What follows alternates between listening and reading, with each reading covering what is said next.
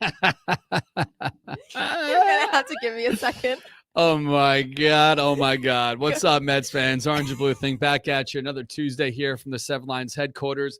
Before we went live, as we always do, Julia just walked in. She did like a deep cleansing breath, which obviously means there's probably some kind of dog drama going on. No, this is actually my own mistake. I came from a dog walk right before this, and I have an app where I send visit reports after every walk, and I was rushing to get here. I just realized I never sent the visit report, so I have to do that quickly so my client knows I was there. Okay. It'll take me 2 seconds. So if your client's not watching the show, you were there. You did watch the dog. There. You did walk the dog, whatever you had to do. Yes. The Mets are 89-53, a game and a half up on the Atlanta Braves, who, thanks to us, have come back to earth. They lost 2 of 3 this weekend in Seattle. They lost last night in San Francisco. Go Giants, go. And when you say things like this on the internet, people think or say to themselves, why is the Seven Line making excuses for the Mets? You have to beat these bad teams. I fucking get it. Yeah. I know they're supposed to beat these bad teams. Don't get me wrong. It frustrates me as well. I'm frustrated. Right. But guess what? Lindor came out the other day, which, normally you don't hear players talk like this. Right. And I'm glad he did because they are human. They are not machines. I'll travel from like Florida to New York when I'm not even like drinking. Right. And I'm shot for a couple of days just from the grind, the travel, whatever. They being are in the still airport. human beings. I understand they travel a little bit more bougie than we do. But either way, these guys are not machines. They are playing 162 baseball games in a year. And most of them have not. Lindor has not had many days off. Right. So a lot of them haven't. Knock on wood, people have for the most part stayed healthy this year, which means they're all, for the most part, playing full seasons, and we're at the end of that season. So they still need to keep their foot on the gas. Right. That's not an excuse. Right. So if you haven't heard the comments, it was a couple days ago before the Mets went on. I think it was Friday night because then the Mets won Saturday and then they won Sunday. They lost last night. So on Friday night, they were talking to Lindor. Where were they? In Miami. Again, a team you're supposed to beat, right? We were told that the Mets and the Braves both have easy schedules. Yeah. Granted, every team, even when you suck, you're going to win 60 games. You win some games. So you are going to also lose some games, right? The Right. Mets have not lost 60 games yet. They are 89-53. And when I did the math on Saturday morning, I think they were at that point, there was like 20 something games to go. If they went like 12-11, which I think they're going to win more than just one game over 500, they'd still win 99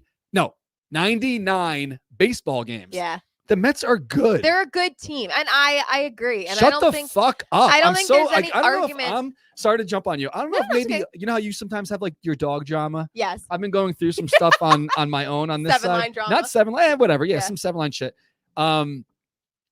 Postseason, whatever, right? So maybe I'm a little bit more revved up this morning as well. I'm just so tired of it because we had 2015. Granted, like the world has changed a whole bunch since 2015. 16, we played one game. Yeah, we made the playoffs. The Mets fan base has never been through a run like this besides 15 in the internet era. Yeah. Because the Mets have pretty much gone what they say, like in a race, like gate to flag, like from start to finish, the Mets are great. They're still in first place. They were not in first place this year for 12 hours. Yeah. 12 hours. By Shut half up. a game. Yeah. So anyway. No, I get it. The doom and gloom, there's no reason for it. If you want to criticize a bad game, you're free to do that. But when we say that, people go, oh, look at your shirt. You wearing there's a logo on there, Mets logo, MLB. You can't criticize the team. We criticize the team. I think I criticize the team a lot. I could say last night the Mets sucked. Yeah. Darren Ruff sucked. And I will come out and say outright when they dropped to the last 2 games of the National Series and then lost the first game of the Pirate Series, I'm like, okay, if this is really the first time you're going to lose 4 in a row this season to the Nationals and Pirates, then I'm a little concerned that you're running out of steam at the wrong time. And I think that's fair. But they came back and destroyed them for 2 games in a row. Came out. I just feel like the first game of the series is not their game the past couple weeks. So the Mets are 4 games away if they win the next 4 from being 40 games over 500. The Mets will be in the postseason. Yeah. Granted, we want them to win the division. This is not like we're not conceding. We're not apologizing. We're not saying like, oh, the Mets are tired. Right. Back to Lindor. He came up on Friday and said, we've hit a wall. We got to find a way to break through that wall, which they did. They put up a bunch of runs on Saturday, a bunch of runs on Sunday, flew back home, played last night. Playing today, playing tomorrow, playing Thursday, playing Friday, playing Saturday, they play every day. Yeah. These guys are not machines. Yeah. And that's why it's great that guys like Nito hit a home run the other day, or Escobar's been stepping up big time, or even McCann, Look at us talking Mets. They're stepping up, and not every guy is going to have a gate to flag season. Lindor and Pete Alonso are putting up strong numbers for RBIs and home runs for Alonso. They both kind of, Lindor hit one last night that just, who cares? It was like granted, we do care, but the Mets lost the game. Right.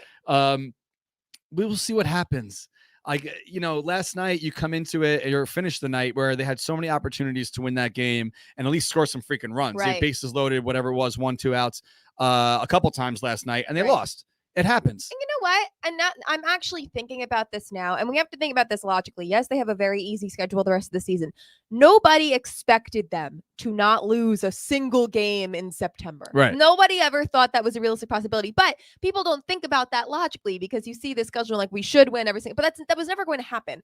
And honestly, now that I'm thinking about it, because I don't, the Mets getting blown out by these bad teams. Like last night, Bassett just had a bad start, but the bullpen held it down. The offense didn't come through, but okay, that happens sometimes. But and I don't know if this is the correct take, but for me, I would rather it be like a blowout where it's like, okay, it's a wash. You can kind of rest some guys for the next game versus it's so close. They should have won. They lost by 1 run. Those losses pisses me off even more because I don't think you can make the argument that they're not competitive against these teams. They are. Who's that mustache guy on the Braves? Strider. I was just about to say something that almost would make Spencer Strider happy. Yeah. The Mets were one bloop away last night from winning the game. Yeah. Which is true. That's the way baseball happens. Exactly. It's a game of inches down the lines, whatever.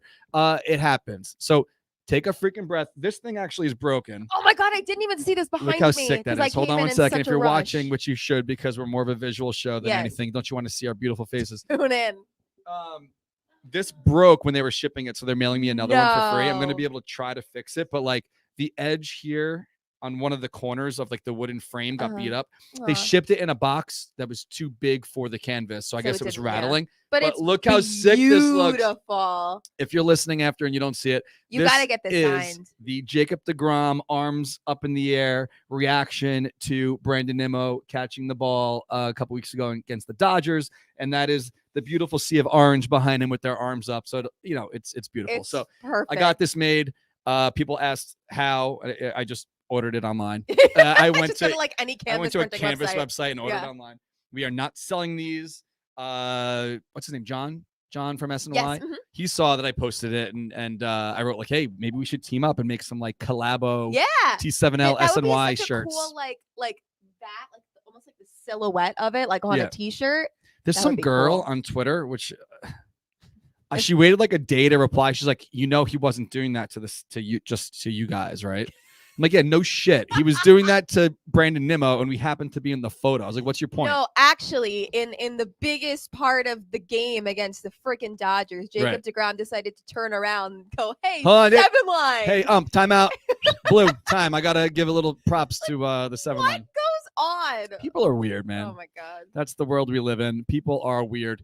So you came over on Sunday. We will get to it in a little bit. We had the football games on. I made some fake wings, which you didn't try. I don't like spicy, but I tried the fake pizza rolls and they were really good. Okay, so you did try that. Yes. And we got to talking about 2023, and there might be a new format coming to the 2023 calendar, which we will get to a little bit later in the show. Something that did happen today, which I'm very happy that this was announced. If you didn't see, I don't know if Julia saw. I did see this. So starting this season, this is an SNY tweet. Starting this season, Rawlings will award gold gloves to a utility player in both the AL and NL. Luis Guillorme and Jeff McNeil are strong candidates for the award, which is great. Yeah, that's awesome. Which is funny. You could see McNeil as a utility guy because he's an all-star. He doesn't predominantly start at second, but we normally do see him there. Right. So we'll see what happens. So these guys are both obviously in the running. That would be awesome to have them get some props for their glove work out there. For sure. I think there's a legitimate amount of Mets who could win gold gloves this year with Lindor. And honestly, I think Guillorme and McNeil, I don't know off the top of my head how many games he's actually played at second this year because I know he's kind of bounced around, but I would consider him for a gold glove at second. Imagine that, going from a raccoon, I know, can't get on the same page. Him and Lindor fist fighting in the tunnel, and they both could win Gold Gloves. But I'm pretty sure. I think we talked about this last week. Like, I'm pretty sure up until he had those 2 errors last week, like I'm pretty sure he only has like 3 on the year. So I couldn't tell you. We are not the X's and O's podcast. Not us. Fact checkers, let us know. Yeah, let us know, guys. Well, that's great. So hopefully those guys get some props this season. But what's really cool, not cool, but great, that Luis Guillorme is back. Yes. And, the amount of people gushing that Guillorme is coming back, it's like, you wouldn't expect that. Wild to me. And not that it's not deserved, but like if you told me like who are we gonna be a few years ago. Stoked on, yeah. Yeah. And it's like, and it's nothing against Guillorme. I think it just goes to show this team has really not live and died by a single player all year. Like, it's been such a collective team effort that when Guillorme went down, you were like, damn, like that's our defensive specialist on the infield. He gets hits at the bottom of the lineup. Like, that hurts because it matters. Like, every single player was contributing, and you take one piece away and you can kind of feel their absence a little bit, but at the same time you don't, because everybody else steps up. Like Nito and McCann have stepped up, Escobar as of late. So I'm very excited for Guillorme to come back. I'm also very intrigued to see if he can be as productive offensively as he was. I mean, we hope. I mean, if you remember, I butchered this the other day on Twitter, but I put some tweet out about Escobar because when he was slumping a couple months ago, he was speaking through the interpreter in the clubhouse, and he said something like, Mets fans are kind of down on me. What I'm paraphrasing. Right. Mets fans are down on me, but I'm going to give them a reason, or hope to give them a reason to cheer for me or whatever. And he's been lately. For sure. Can I also just admit, again, like we're not the stat heads. I don't, whatever. I feel like I have watched the majority of this season, and I know that Escobar, like, I mean, I think most of the Mets this year have been kind of streaky in terms of their production at the plate, but like, everyone always talks about how bad he's been all year, and I feel like he has had so many clutch hits. He had he had the cycle. I mean, and he had the Subway Series game. He hit the homer that put them back in front or tied the game or whatever it was. Like, I just like Eduardo Escobar. When you look back at the 2022 season, and they like do like the amazing finishes or whatever, like you're gonna see so many Eduardo Escobar highlights. So maybe he hasn't been totally. He's also no spring chicken, but he's 10 years. This is 10 years in the bigs, and he's still doing his thing, and I'm happy for him. You know? Agreed. So anyway, someone that we're going to put a little downer here for a second, because I wrote, you didn't see it, but the caption of this on Facebook and wherever else people are watching, I know Twitter is a little bit shorter because you can only fit so much. I wrote that, 40 years ago today, David Wright retired from baseball, and that was a very sad day for not only the Wright family, but Julia Quadrino. So I wanted to get you in there as well. So, yeah, I mean, SMI posted it, which I'm sure you guys have already seen. Yes, very emotional. Well, you definitely saw. You probably know it by heart. But the emotional press conference when Wright's like getting choked up here. Let's see if you can hear it. I think I'm hopefully out of tears for this one, but I spoke to the guys a couple minutes ago. And to my teammates, coaches, and staff, it's truly been an honor of a lifetime to take the field with you and serve as your captain. So that's that. We don't have to put a complete buzzclaw on the show, but just did my makeup. Yeah, Julia just did her makeup. She doesn't want to cry. But yeah, 4 years ago. I mean, again, look how much the world has changed since then. I can't even believe that was 4 years ago. That's crazy. So it's 5 years you become eligible for the Hall of Fame ballot after 5 years? I have no idea. I think it's after 5 years. Fact checkers, let us know. But I'm pretty sure. And I speaking objectively, I think because of his injuries and the time he missed, he may fall short, but I think he's probably going to fall short. Yeah. But I mean, at least like we were talking about a couple weeks ago with the Old Timers Day, he doesn't feel like an old timer. So that's why I guess, well, maybe he also had prior commitments, but either way, he wasn't a part of the ceremonies at Citi Field. I think the next time we see David Wright at Citi Field will be when they hang his number. You don't think he'd come back for the postseason? Yeah, I mean, as far as like not just sitting in the stands, I think like doing something like on field and being recognized, not like in uniform for the Old Timers Day. I agree with that. I think that David, as a captain and not that far removed from actually playing, I think it makes total sense for him to not have been there on Old Timers Day. Yeah, I completely agree. So anyway, back to you guys watching live. Thank yous for checking in each week. Please hit the share button if you're watching live on Facebook. And if you're on Twitter, hit the little retweet button. That's how you're in the running to win the free stuff each week. This week, we are giving away the usual prize package from our friends at Coney Island Brewing Company, who I guarantee are going to be really busy tonight because the Cyclones are in the playoffs. Oh, yes. Go Cyclones. So Maimonides is going to be packed. Ballpark should be fucking swamped tonight, which is great. So if you are headed to the game, they have some insane specials. I saw the Cyclones tweet about it. It's like $15 to get in with like a hot dog and a soft drink. Game? Yeah, it's crazy. That's Maybe because the Mets are also home. Yeah, but still. And it's not summer anymore, and it's a Tuesday. I can see why. Yeah. Where are the loyal Cyclones fans at? Are there really, like, I'm sure there is, obviously, but are there like people who live and die by every Cyclones pitch? Probably not. Maybe there is. I don't know. Probably maybe local people who live right there. Maybe. I've never been there, so I don't even know what the surrounding area looks like. Incredible. You're missing out big time. So this week's show, we're giving away the regular prize package. Yes. On last week's show, which we announced the winner today, which I already contacted them, they are winning the Coney Island prize package. Oh, this was the good one. They get the clock. Well, they're all good. Right. But this is like the little extra incentive one with the Howie Rose, put it in the book, Cyclones alarm clock. By the way, did you see Howie Rose's daughter wants one?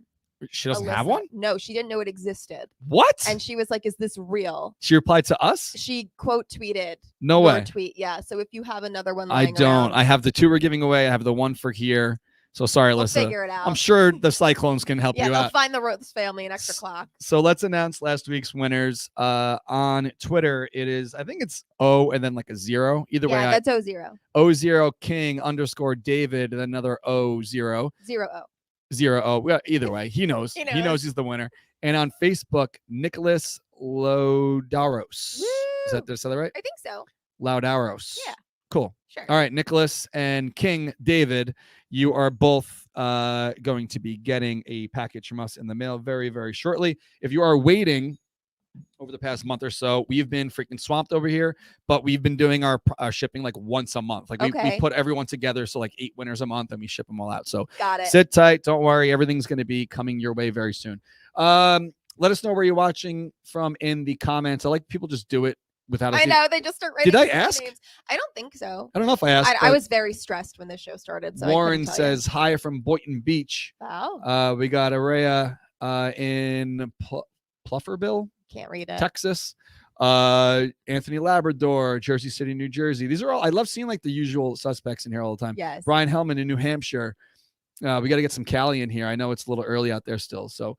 Thanks for checking in each week. Share the show, get in the running for next week, and that's how you're going to be put in the running. So, Dom Smith, I saw last night you put out a little tweet.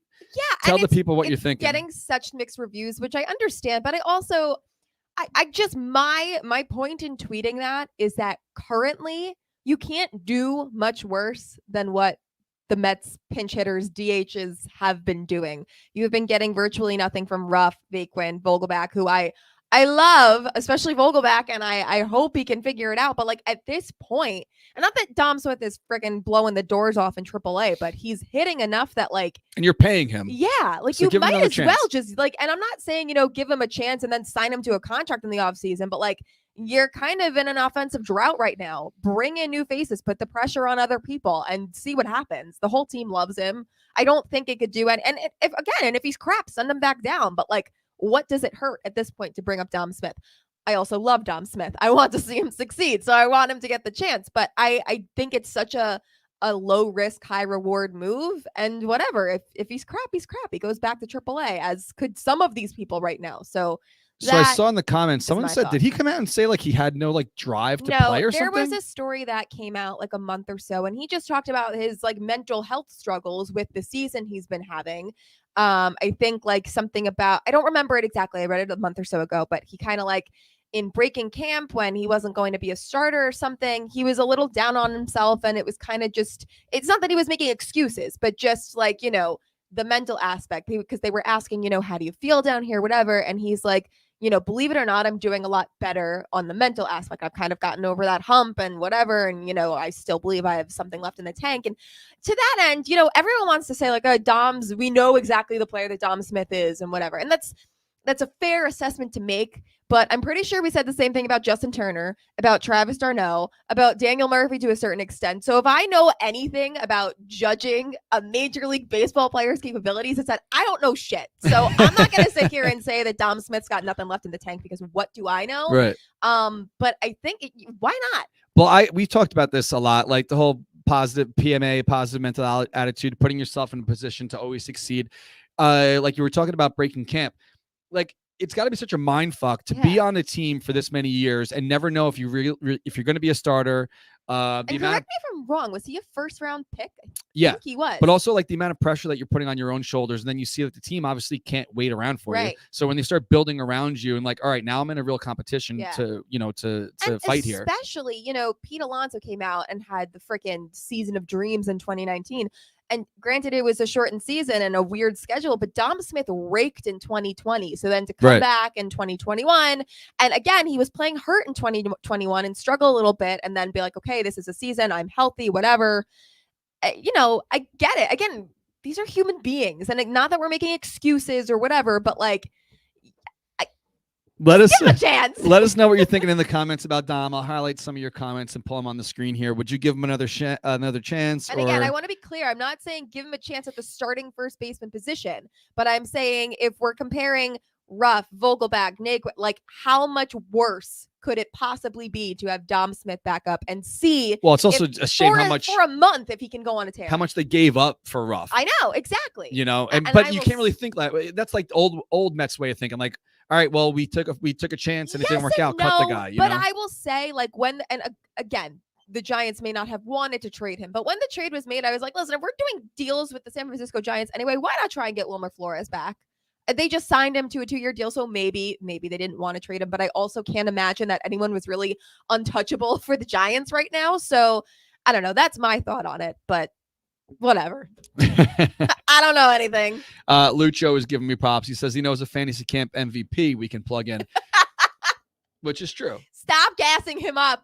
A lot of people are saying in the comments they should give him another shot, which I agree with. But we'll see what happens. I mean, honestly, there's only 20 games left. So if we're going to do it, it's got to be like now. It's just like it's not impossible to think that Dom Smith could go on a tear for a month and help give you some ground in a pennant race. Like it's not that far out of the realm of possibility. So that's I know my you opinion. mentioned, I think you mentioned Wilmer with the 2-year extension. Yeah. So when we see guys leave, and look at what Ahmed Rosario is doing out there in Cleveland. I totally forgot about him. Ahmed Rosario too. And who else went to Cleveland? Andres Jimenez. Yes, they're both killing it. So once people leave here, they tend to figure it out. Exactly. But Dom, it's his leash has been very long. I completely agree, and I'm not saying that that's not true. But he's here. He's a part of the organization, and you need something right now. So all I'm saying is, why not give it a shot? And if it's like a week and he's not hitting, back to AAA, whatever. And that's it. That's the last chance. I mean, I think there's a rule now. You can only go up and down 4 times. I don't know if he's been down. He's been up twice. He got sent down twice. He came up for like a second. Yeah, but again, if it sounds like you're ready to cut ties with him anyway, so then whatever. Right. I think it is 4. I don't know. I could be wrong, but look at us actually knowing something for a chance. For a change. Speaking of knowing things, did you know that last night was Bark in the Park? I don't want to talk about. I cannot tell you how angry I was. Don't you try to not miss them? Every season when the schedule comes out, I scour the schedule for when Bark in the Park is. And this season, obviously, the schedule was adjusted a little bit. There were 2 Bark in the Parks early in the season. I bought tickets to both of them. Both of them got rained out. I went to Bark in the Park in 2017. I have tried to go back every season since, of course, excluding 2020. And every single time, either it's rained out and we can't go, or it's just rainy weather and I have a chihuahua and that doesn't work, or something. And today I would have been able to go yesterday had I just knew it was happening. But then I ended Had all these other people know? You're the dog person. That's what I'm saying. I'm willing to bet these people are like, they get season ticket emails or something. I don't really get emails from the Mets. I don't really check my email much. But at the same time, but if you're having, so you're saying it's your fault? No. If you're having a theme night of any sort, you promote it on social media. They have so many theme nights now. But I am a very online person, and I am the dog person. If I don't know that you're having a Bark in the Park night, you are not marketing it properly, and that is my opinion. All right, listen, Mets, next year we want want what's your dog's name? Call me personally. Freddie Goose Rue had Freddie the time Goose. of his life in 2017, and he needs to go back. Freddie Goose is trying to throw out the first pitch next year, guys. He really is. Yeah, so here are some cute dogs that were there last night. They were so cute. What I like about this photo the most is this shirt right here is from like 13 years ago. Amazing. It says "Amazing to the Core." It's an apple. It's before the license. That's an early one. This is a cute little pup. I wonder if Shay, the Mets dog, gets jealous that all these other dogs are there. I know, but he's probably also such a good test for. Well, speaking of test, your dog does not like me at all. I met your dog. Maybe that was the second time I met your dog. Yeah, well, or maybe the first time. When there's parties, I bring him to my mom's house because he does not like people at his house. He's very territorial. How would he be in the ballpark? When I brought him, I was very nervous when I brought him in 2017. Should be. I couldn't get within a foot from the freaking thing. He loved it. It wasn't his house. He was so focused on all the other smells and all the other things that he was not paying the people mind. He was just having so much fun. I wish I had. I'm curious. Amelia was talking about this last night too. I know they put like fake grass up there for them to do their business, but like if that's not what they're used to doing, it's probably kind of difficult to have them go to the bathroom at the game. So Freddie, I mean, and I guess it depends on the dog. I wouldn't recommend bringing a young puppy to this game, but most dogs can go like 3-4 hours without going to the bathroom. So it's not that big a deal. It's mostly just like there's so many scents dogs have the urge to mark. And like and if other dogs are going there, it's probably where they're going to want to go. So it kind of works out. They smell, like the smells. Yeah, when I brought Freddie, he tried to pee on the outfield wall, and I stopped him. But I saw somebody say one of their dogs peed next to the visitors' dugout, so they thought that would be good mojo, but it wasn't. Oh, all right, too bad. Yeah, too bad. Too bad. So sad. All right, so something that is too bad that we heard about yesterday. I like that all these transitions are kind of working out on their own. Yeah. Right. Atlanta at the end of this month when the Mets go down there for that 3-game series. Yes. Tell the people what happened about Sunday. This is a drag. ESPN has recognized that might be a very important game, the final game of that series. So they have taken it for Sunday Night Baseball and taken it out of SNY's hands. And it has now gone from a day game to a night game. If that ends up being the game where the Mets clinch and I don't have a Gary, Keith, and Ron call to remember, I'm personally going to be very annoyed. I know you're annoyed for a different reason because you plan on going and this affects your travel plans. It's all around just really annoying. You know who's probably not annoyed? Like Keith Hernandez now. He's like, I don't have to work on Sunday. I'm out of here. I'll be back in Sag Harbor by noon on Sunday. I mean, the plan, I'm already signed up to race that weekend in Massachusetts. So obviously a clinching weekend is more important than that. So if there is some possible chance that they can make this happen, I'm going to pull the trigger very last minute. Like, the flights are not that outrageous that they're probably going to go up, but either way, I'll just pack a backpack and just go to the airport and just wait there and be like, get me on a flight. I'll do a couple layers if I have to. The drive, I looked it up. I was thinking like, all right, let's say it comes down to the Mets having to like sweep and where if they win that Sunday night game, they clinch, right? So if they win the first 2 games, I can't really make that decision on Sunday morning. So if I thought about this morning when I was taking a shower. Shower thoughts. I would leave if I decided I was going to just have to say fuck it and drive. Yeah. I would leave on Saturday before the Mets game starts in Atlanta. Okay. And start driving. Okay. Listening to the game. So you wouldn't go Friday? No, because there's no chance. You know what I mean? Like just try to get there for the important third game of the season, a third game of the series if it comes down to that. Start driving. I can get to Georgia. All right, let me take it back. I can get to like the DC area in like 5 hours, 6 hours. Okay. So by then I'd be listening to the game. If they lose, I turn around. Just go back. If not, you get a hotel for the night somewhere and finish the rest of the drive the next day and be there for that Sunday night baseball game. That's actually not a terrible plan. And it'd be way more expensive than flying because the flights are like $150. I know. And now you're taking gas and hotel and whatever. But also at least now you're not stuck in Atlanta after potentially if things go the other way. And then just turn around. Be like, well, all right. Well, that was cool. 600 miles for no reason. But that might be the right way to go. If not, I am racing on that Saturday and I have to get there on Friday in Massachusetts. This is what I was thinking about. And I again, fact checkers, if somebody knows the answer to this, please let me know.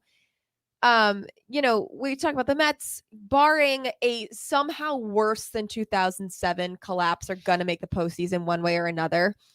I don't know what their magic number is to There's a Twitter account for that. To clinch a postseason. Okay, to clinch a postseason spot. So like would they, I mean, the Braves have a 10-game lead in right. In so the my question card. is, like, are we going to be celebrating that the Mets have clinched a postseason spot before we would celebrate that they've clinched the division? And what does that celebration look like? You celebrate like it's just like no, a you don't pop celebration. champagne and shit because you don't do it. I take that back because I remember a team last year clinched their playoff berth and like celebrated a little bit. Yeah. And then they celebrated again when they won the division. Right. That's my question. So maybe like the if they win a game and it's like, okay, if we win this game, we will make the postseason no matter what. Do they like celebrate after the game? Do we want to be at that game to watch them celebrate? Like, how does that work? I don't know, but and September, how many games until that happens? September I'm just looking up magic number. All good. September 27th is our 10-year anniversary of the Dickey game. Wow. So it would be pretty cool if something happened around September 27th. Very poetic. Or I don't think there is a game. Is there a game on September 29th? Because that's the anniversary of David's last game, and maybe that exercises some demons. But I don't. No, they're off on the 29th. Of course they are. So 2 weeks from today is the 27th. They're home against the Marlins for a 2-game set. They're off the day before. They're off the day after on the 29th. Okay. So that week, I mean, you're talking about like the guys recharging their batteries and trying to like get back to neutral and feel better. That's rough, after Oakland. They go to Oakland. Like the Oakland trip is so randomly placed to me. Why did they do that? Why didn't they just have them play Oakland when they were already out on the West Coast? I don't know, but I'll be there. So next Friday, I'm flying to Oakland. God bless. Yeah, it's gonna be fun though. So Oakland, I'm going Friday night. You gotta have a Marcana Fathead. Probably. Well, we'll see. I put up some ideas. I put up a tweet yesterday about like what big head should we bring, and a lot of people were replying like, "Hey, Moneyball," which would be cool. Okay, that works too. So I usually like to bring like 2 or 3 lately. In Anaheim, I think we brought 3. But yeah, we'll see. So maybe it'll be like a hybrid between Moneyball and something else. Okay. I mean, some people have some cool ideas. I don't know if it's a little before your time, but MC Hammer. Okay. MC Hammer was a ball boy for the Oakland A's. Really? I didn't know that. That would be a good one. Yeah, that might be cool. I don't know, whatever. We'll see. So that's next Friday is when we're heading down there. And that Saturday game should be incredible. I'll talk about the tailgate in a little bit here, but the Oakland A's set up our whole area in like lot K, which is like a special like reserved area. All right. They reserved it for us. They're bringing tables. They're bringing chairs. They said we could bring, we could let people come in with supplies an hour early. Nice. So their gates usually open at 10:30. They're gonna be open for us at 9:30. So it'll be like a little kegs and eggs type style, hanging out there before we head into the game. I like that. We'll get to that in a second. So if you haven't seen yet, this Friday at Citi Field, did you get one of these? I didn't, because I didn't know if I was for sure going to be able to come, and I'm really pissed that I didn't just get it anyway. I have an extra for you if you need. So birthday present. Yes. When is your birthday again? It's Sunday, but we're celebrating Saturday. Okay. Yes, I was invited. Good thing you reminded me, because just like Katie's wedding, I don't know what the hell's going on. I'm talking to Kelly on the side. We'll figure it out. Okay, cool. So this Friday at Citi Field is our very first Blackout Friday with the 7-Line Army. As you know, this season and last season, the Mets have been wearing black jerseys at Citi Field to the much dismay of the old school fans that don't like whatever. Either way, I don't want to talk shit too much, because I know Dave's in the comments and he's not even that much older than me, but he hates black jerseys. So the Mets wear black. We've never done a Friday night black game ever since they've been doing this. So instead of our normal orange, as you saw here in Jacob deGrom stopping mid-pitch to turned just to look at us, gesture to us, so enamored by the orange. We will be wearing black, or encouraged to wear black. God, so all of the season ticket members had the option to pick one up if they wanted one. If not, they could just wear whatever they want.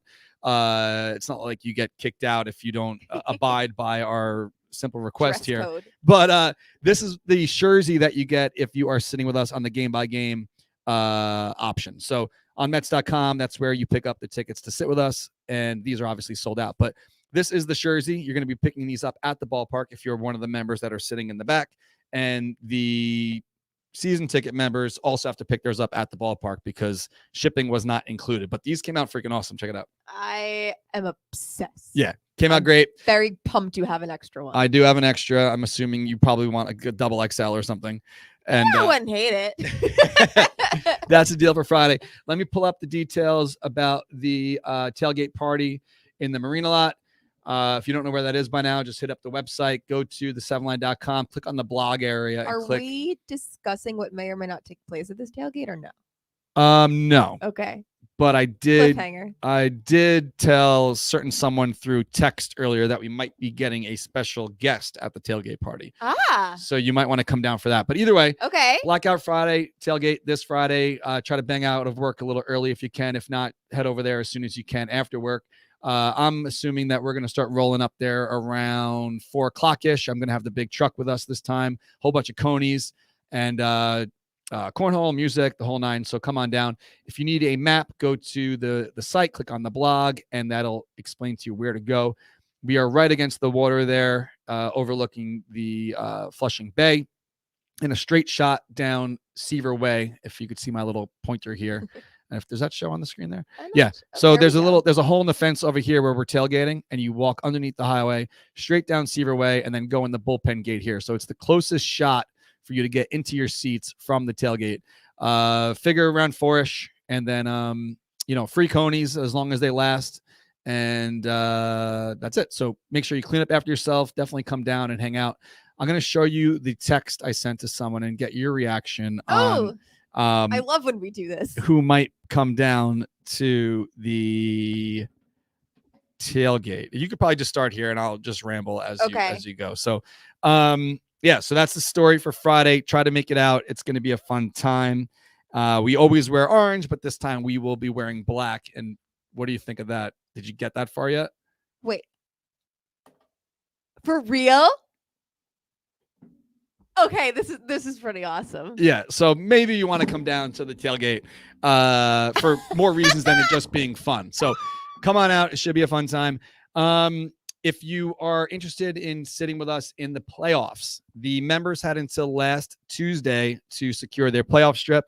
The game-by-game purchases throughout the year, their account will be labeled now with access in the back end of the Mets site, way beyond my realm of ideas of how to even do that, but they are taking care of it for us. Thanks to Berman at the Mets for being the best. He goes above and beyond for us. So if you had purchased tickets for this Friday or opening day or Subway Series, whatever, your account number now will have access to the playoff ticket purchase that will go up whenever we find out if the Mets are going to be playing in the wild card. Hopefully they're not. And then after that, it will go from Division Series, Championship Series, and World Series. So the members that sit with us had a little bit of a discount. I think it was a lot of discount. Almost $1,000. Almost $1,000 savings to get the strip. And now once it's broken up, obviously the prices go up. So look forward to that. Am I saying that right? Sure. Look for that soon. Also, can I just a word of advice? If you are purchasing a ticket this way, it's going to go very fast. It's going to be very cutthroat. Don't get mad. But also please read the directions that Darren will send you in the email of how to do this in advance. Go on the website, know where you're going to look, because especially if you're not good with technology, you're going to panic. You're going to blame Darren when, even though he literally, and I've been victim of this in the past, it's in the email. Just read it in advance. You did send me something recently asking, and I'm like, just read the email. Can I be honest though? That email got sent to my spam. Sometimes 7line gets sent to my spam, and I don't know why. So check that folder as well. Yeah. Like you said, though, even like today, we had a drop that went up, these button-up shirts and a whole bunch of other stuff, and like the crew neck sweatshirt version of that Shea Road, what we call it, those are gone already. Wow. So if people are like fiddling around with adding stuff to the cart, or they don't, have their address correct, like like you said, be prepared early, and then make sure you can get in. Know what you're looking for when you're going on the website. So speaking of websites, tell our friends about TickPick. Oh, of course. TickPick. I used TickPick this week to buy concert tickets for next week. I'm very excited. I'm seeing Lil Nas X at Radio City Music Hall and got a sick deal. But you can get an even sicker deal if you are a first-time user of TickPick. Go to tickpick.com or the TickPick app. There are no service fees, no extra taxes, no nothing. The price you see is the price you get. And if you are a first-time user, you can use our code OABT and get $10 off any order over $99. Do you want to hear something absolutely insane? Yeah. Who's pitching tonight for the Mets? Jacob deGrom. Okay. What place are the Mets in? First. Okay. You can get into the game tonight for $4. $4 to see Jacob deGrom in a pennant race. You can't get a cold brew for that price, and there's not even there's no fees. That's insane. The price you see is the price you get, the price you pay, whatever. And $4. It's a standing room only ticket, which I didn't even know they sold. That's bonkers. What does that say? Oops, the tickets no longer desired. Someone must have bought it. Yeah, because why wouldn't you? It's $4. We just talked about it. Jacob deGrom and a pennant race. The next least expensive ticket to get in is $6. Oh God, what a hike. So if you have the opportunity to get out there to Queens tonight, I do not, but you can get in for next to nothing and there are no fees. So hit up TickPick, use the promo code. If you already used the code, maybe I'll go tonight. You should. I honestly might. All right. I'm thinking about it. You might see Julia there tonight. It's so cheap. I'm gonna go on TickPick and see what I can find. That's insane. Yeah, because that's crazy. And I like just put together. I'm like, deGrom is pitching tonight. I finished dog walking early in the afternoon. Let me check the section I like to sit in. And not that I don't like to sit everywhere, but these seats in front of, I don't even want to say it because then other people are going to start buying them. Oh my God, look at this price. That's pretty ridiculous. Maybe I'll sit there. I might have to call Kelly right after this because that's incredible. Yeah, that's awesome. Wow. All right. So anyway, maybe I'm going to the game tonight. I don't think so, but either way, go to TickPick. I mean, the price you see is the price you pay, no fees, and it goes directly to your ballpark app. So there's no easier way to really get into the ballpark for the best price possible. The most cost-efficient impulse buys you'll ever make. Yes, absolutely. So let's talk a little bit about our conversation at the house on Sunday. You came over for football/baseball. We had some finger foods. I ordered some pizza, which I didn't even eat. And then, I did actually peel the cheese off. I don't. Did you notice that? No. I pulled the cheese off. Very brave. Went into the kitchen and sprinkled my own cheese on there. I did see this. I heard you talking about the fake cheese. And put that in the toaster. Very proud. And I did get to have some pizza on Sunday. So shout out to me. We were talking about the 2023 calendar. Yes. So we had almost like was it a meeting? What do you call it? Like a focus group? A powwow. I don't know. So we were sitting there and we're like, you know what? Maybe not that we're going to get rid of the existing format of the calendar, but maybe there'll be a second calendar or whatever. It's a throwback calendar. Something fun to put together. And we think it would be funny. And we instantly got on the horn with some fans. Yeah. We're not going to say who, but now that we're talking about it, initially we kept saying like, hey, maybe this will be like a surprise. Yeah. But if we're starting to shoot photos, let's say like a tailgate, people are like, what is this for? Like, why are you doing this? So if you don't know, back in the day, we had the Calendar Girls. I think that was like 5 years worth of Calendar Girls. Yes. How many people is that? 12 times 5 is 60. Fact checkers. Yes. Please help. There are 60 Calendar Girls from over the years from the 7 line. And what they did was they wore stuff that we made. And I also just want to reiterate the process. It was completely voluntary. People chose to. Are you kidding? We got hundreds of volunteers per year. People chose to want to participate, and the general public voted on who was put in. Everyone did this knowing exactly what it was of their own volition, modeling clothing for a clothing brand company. Right. That's what it was. That's what it was. Anyway, so for some people's motivations were different than others. Some girls signed up because they wanted to use it as like a resume builder. Yeah. But how many girls became great friends with each other because of it? Yes. Tara. I met Tara, Callie, Amanda, how she met Andrew. Amanda Perla, some great people that we still chill with. So that's great. Anyway, the calendar went to the wayside and we started making the 7 Line Army calendar, which was photos all from different outings and so on and so forth with the game schedule underneath. Yes. We were talking about, I don't even know how this fucking came up on Sunday about, wouldn't it be funny to put together like the taxi cab driver in Manhattan? What do they call it? I don't know what it's called, but I think it's always kind of been in the back of our minds if, people had problems with the original calendar thinking it was objectifying women and things like that. And, it was kind of just like, well, why don't we just do a men's calendar, have them do the exact same poses? Again, it's people of their own volition, and it's just funny, and it's modeling the clothing. It's the same exact thing. I like this one a lot. So if you're not watching live, there is a calendar called the NYC Taxi Drivers Calendar, and a lot of them are topless. And I'm like, well, this isn't going to work because obviously the whole point is them to not only be funny but wear some stuff or product placement, the 7 Line stuff. So like this guy's eating a cake with a photo of himself on it. Right. I think it's just funny. So we started brainstorming some ideas, like what would be funny for and we our got crew. some pretty good ideas. And you guys, I'm saying you guys, you and Tara. Me and Tara did like an essay assignment. Which I'm glad you did through email, because I'm on a group chat with Julia. If you watch this show, you know Darren doesn't read my text messages. They're so long that I was like, I can't get through this. I can't get through this text. I need is there a button that reads a text for you? If you're in the car, I need like a book on tape when it comes to like your you know what, there text. has to be, because like iPhones are made to, if a blind person wanted an iPhone, it should be able to read the words to them. So I need think to get that. a thing. Yeah. So there's some great ideas here. If you go on Google or whatever, but so we basically try to adopt that and make like a Men of the Seven Line Army calendar. But my whole thing is I'm not gonna like put myself in the calendar. Like I'll be in the background of like December just as Elf or something. Yes. But I think that it would be fun to highlight a few different members. We did reach out to a bunch of guys already, and they're all like, we have our 12 months secured, 100% down. But people are going to be like, well, this isn't fair because you handpicked this. Honestly, this was like a drunken conversation watching football, and we didn't think we were actually going to do this. This just spiraled out of control. We just started FaceTiming people, and Tara had like a formal business proposition that's all on video too. Well, no, the funny part was tapes. We would FaceTime people from my phone. Yeah. They would answer it, and it would be Tara's face, and they're like, what's up? Oh, so good. It's going to be something that everyone will just enjoy, and all the profits will be donated to charity. I'm not sure what charity yet, but yeah, it's just something fun.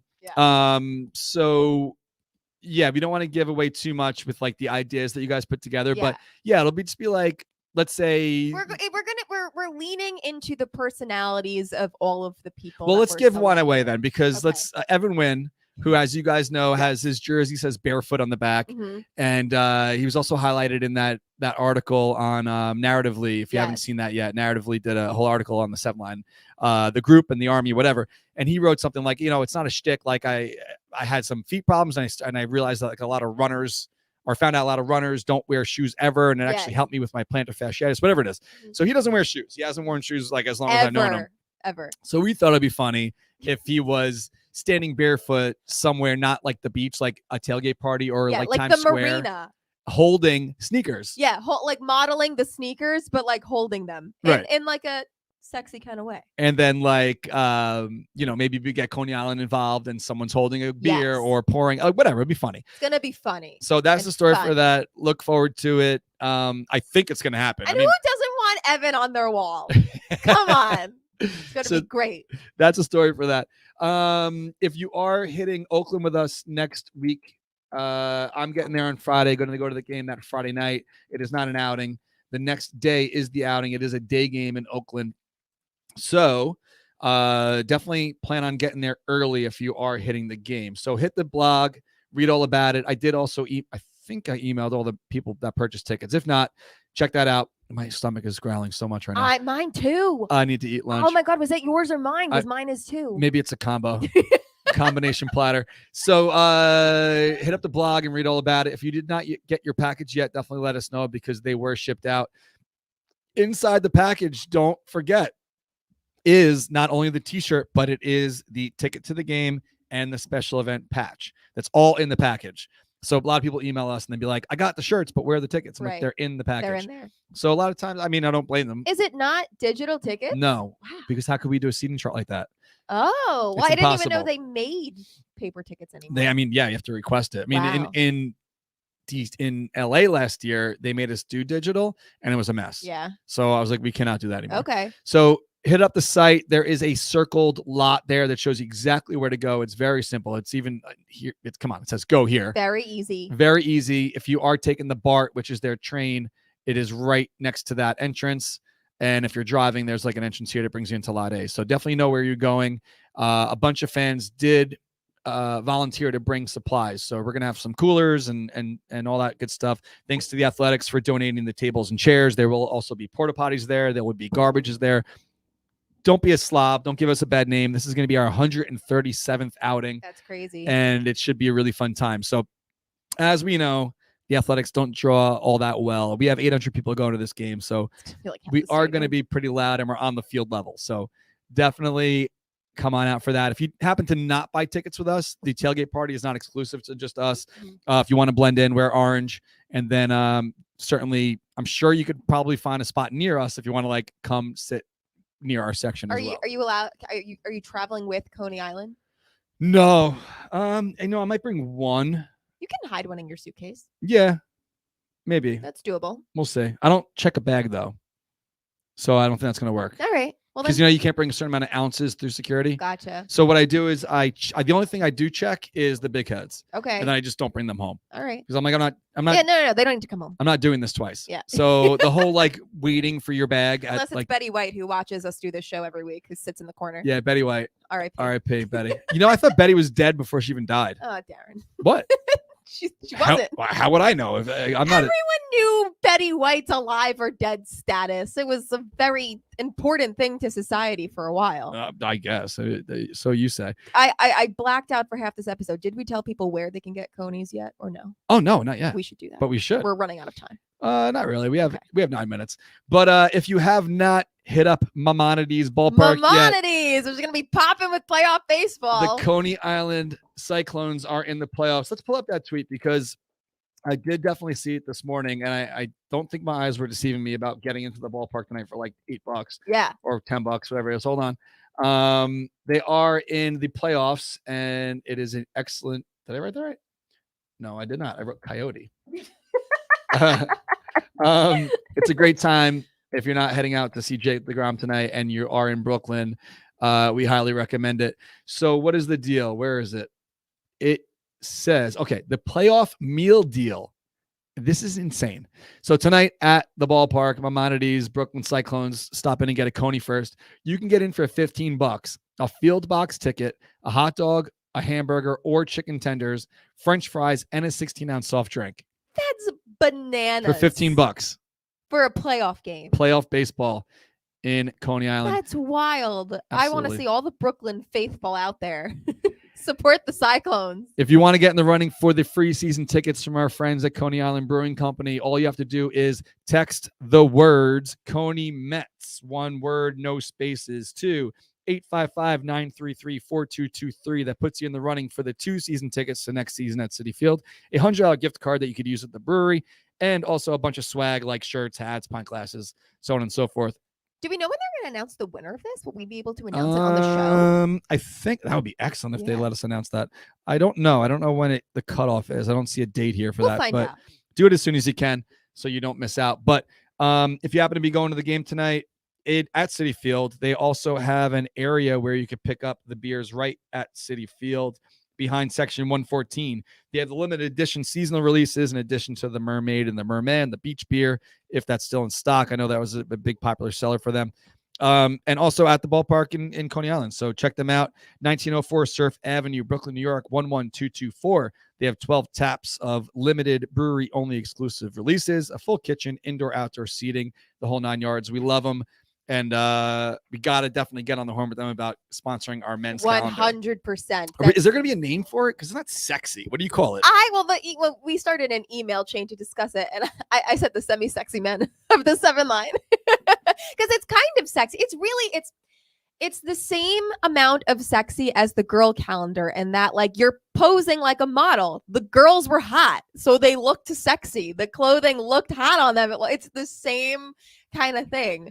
And this was breaking news to Tom McCabe in the comments. Betty White's dead? ? I didn't know either. Wait, I have a cousin, Tom McCabe. My dad's cousin is Tom. Maybe that's him. I don't know if it's him, but my dad's cousin is Tom McCabe. If that's him, hi. If not, weird. Hey, cousin Tom. Before we move on, I didn't even have this written down, but it got me thinking because as I do at least, every 9/11, I do sit at home and I try to, this year more than ever, I tried to explain to Amelia what was going on because she knows, she's seen the photos, she knows the buildings in the city that were on fire, that she knows about it, but she doesn't know like what happened. Yeah, and if you weren't alive during that time, I feel like it's so hard to really explain. And I feel like this year more than ever, it got the least amount of attention because it landed on a Sunday. It was the first football game of the year. Mm-hmm. People have their priorities in a certain order. I mean, I'm not talking shit. Whatever you want to do with your life is your life. But I think football took such a a precedence over like the world and what you're thinking about that day. Like when you guys came over, I wasn't thinking about 9/11. It was just like, what a crazy day. Like, and I watched it live from a street corner in Queens and had my video camera rolling. And so by no means does that make me any kind of connection to this. I'm just saying how long ago this was. And to some people, it's out of sight, out of mind. They don't live around here and it's just another day now, Right. I don't know if you saw this because I did retweet it Sunday night because I was just like in shock that this was actually a thing. The batter's box thing? Yeah. So this bothered me a lot and I'm surprised it didn't get more attention. I actually texted someone at the Fan, not to get them to talk about it, but just like, hey, did you guys see this? Yeah. And they replied like, yeah, but it's crazy that football is just like taking over the airwaves. Like yesterday, like no one wanted to talk about 9/11 on Monday, the day after football on the Fan. Right. So if you didn't see this yet, it really aggravated me and just so pointless. Very crazy. So Lone Depot Park, which is the home of the Marlins, they put out a tweet with a video. It says, our grounds crew went above and beyond for today's Marlins game. And I was like, well, above and beyond, I feel like it's like above and like just tone deaf. So this is annoying. So before the game, the grounds crew in the batter's box on the left and right side, they put the Twin Towers. And like, do you not realize that when the players go in the batter's box, they like dig their feet in, they or when you're sliding into whatever, home plate, they destroy whatever's there. Like, did no one really think that through? I guess not, because I think they posted this because they were proud of it. And then it's just like also just goes to show like it's something that's so performative and like it doesn't do anything to remember the day at all, or the thousands upon thousands of lives that have been lost since that day, still to this day. Because of that day. Yeah, and I wrote that night, I'm like, hey, I'm just seeing this now. Who thought this was a good idea to have players stand on the Twin Towers 21 years later and completely tone deaf? Crazy. So it's one thing to just like not talk about it at all, but when people make an effort to try to like have some kind of tribute and it misses the mark by so far. It's not like a marketing tool. It's like if you're gonna remember what it wasn't freaking art sculptures in dirt. Insane. It's crazy.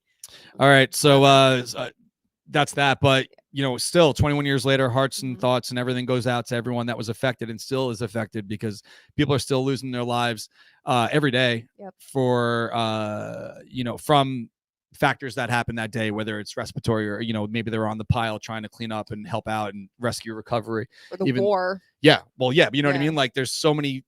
Yeah, the world changed after that day, and it's much more important than like the batter's box. 100%. All right, guys. So back on the mound tonight. Take a breath. Jacob deGrom, hopefully going for win number 90. Wait, this is so relevant, but can we talk about how it hasn't made the noise the past few weeks? Oh yeah, it's been like 3 weeks. What? Well, you just jinxed it. All right, guys. So if you're heading out to Citi Field tonight, Gary Cohen last night did open the broadcast saying that he expected that the ballpark would be a little bit busier, and I'm on his side. I mean, I'm guilty of it. I'm not there either. Right. But I'm hoping that tonight, obviously, the fans are going to show out for deGrom. Get on TickPick, get those cheap tickets, and get in the door. Absolutely. So see you guys Friday. Don't forget, probably special guest at the tailgate. And come to the tailgate. Come to the tailgate. Next Friday, Oakland and all that. So see you guys next week. Let's go Mets. Bye. Put in the books. And that's it. See you guys next week.